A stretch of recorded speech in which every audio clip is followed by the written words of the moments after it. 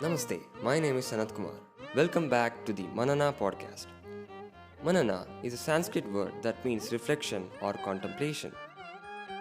In this podcast, I'll be sharing my deep, insightful reflections for you to contemplate and hence live a life of fulfillment.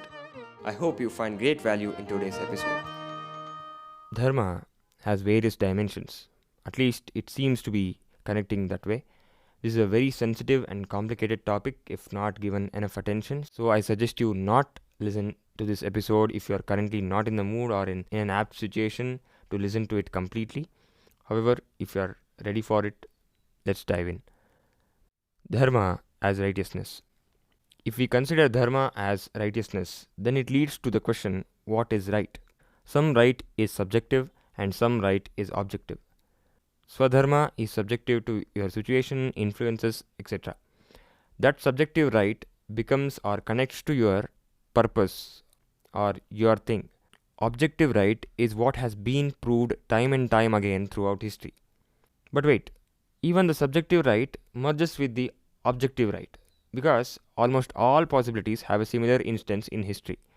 Maybe different in specifics, but you get to relate and learn. And don't you think there is subjectivity in objectivity too? Why do we have this overlap? Because life is that way.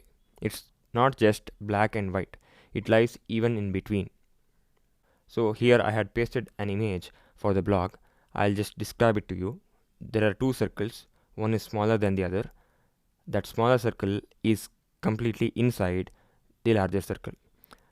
The larger circle is called as objective dharma, and the smaller circle, which is inside, is subjective dharma.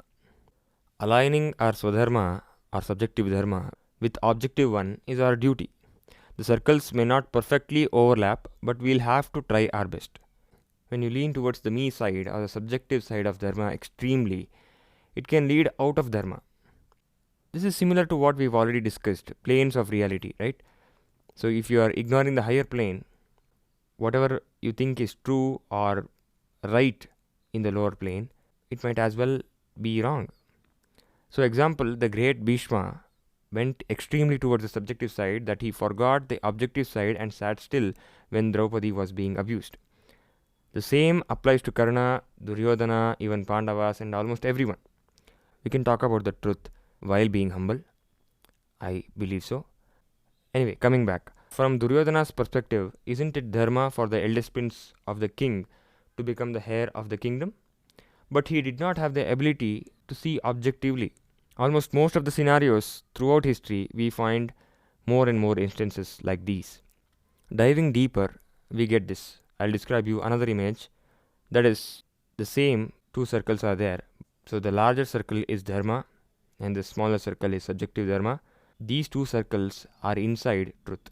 So here you can see the correlation between truth and dharma.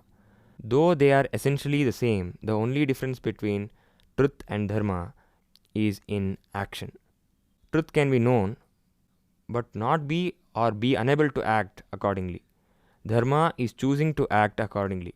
Dharma is bringing or making truth into our karma. You can think of the beautiful correlation between karma and dharma here.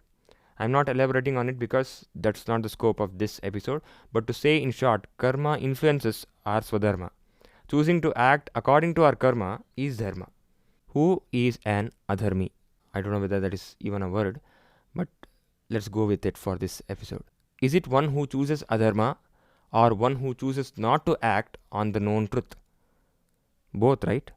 So essentially, we all are adharmis. We all are committing adharma. But again, like life, like dharma, we too are grey lines, not distinct black or white. We are beings who are aligned with dharma in most instances and sometimes not. Of course, I am speaking of people who think we belong to the group called sajjanas, who willingly want to go do the adharma. That is different. If you are listening to this podcast, obviously you are not that kind of person. Anyway, let's continue. Swadharma versus dharma. Swadharma is the embodiment of truths that you've realized and that you act upon. It implies that you've realized the truths that are driving your actions.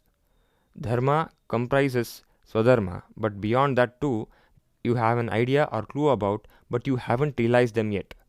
And hence, they are the truths that are not within your actions. So, making our subjective dharma scope larger and merging with the objective dharma is just one key takeaway. And to do that, we need to realize more and more truths. Or, in other words, we need to grow in terms of awareness. Then we'll be able to see objectively while acting upon our Swadharma. But I want you to notice another key takeaway too, and that is believing in your Swadharma. You've got to completely believe in it and move along. Without believing enough, nothing works. Or we can say, put intensity into your actions. Of course, we've already talked about this. If you have realized the truth that you like to act upon, belief is obvious and immediate. It's not even relevant, as we already discussed. But sometimes, due to external influences, you may forget what you realized and get into the same loop you just broke. Then you need to remind yourself of this point. So that is where belief system comes in. You need to remind yourself of the fundamental / core truth you realized, which drove you to the current action, and act with strong intent. I think what we are also seeing here is the true essence of belief. Believing plays a major role in ensuring that the truth you realized is intact with you, right? It doesn't fade into the Maya again. So that is what I am trying to convey here. And I'd like to leave you with this. Dharma is acting upon your awareness, and seeking awareness is everyone's dharma. If you got confused or did not understand any part of this episode or the entire episode itself, I suggest you listen to this episode again. If it's still not clear and if you are interested, we can connect and discuss on the same. I hope you received excellent value in today's episode. To know more, head over to sanatkumarnahibi.com, and if you haven't already, check out my book The Flower of Fulfillment. Thank you for listening, and I wish you have a great day.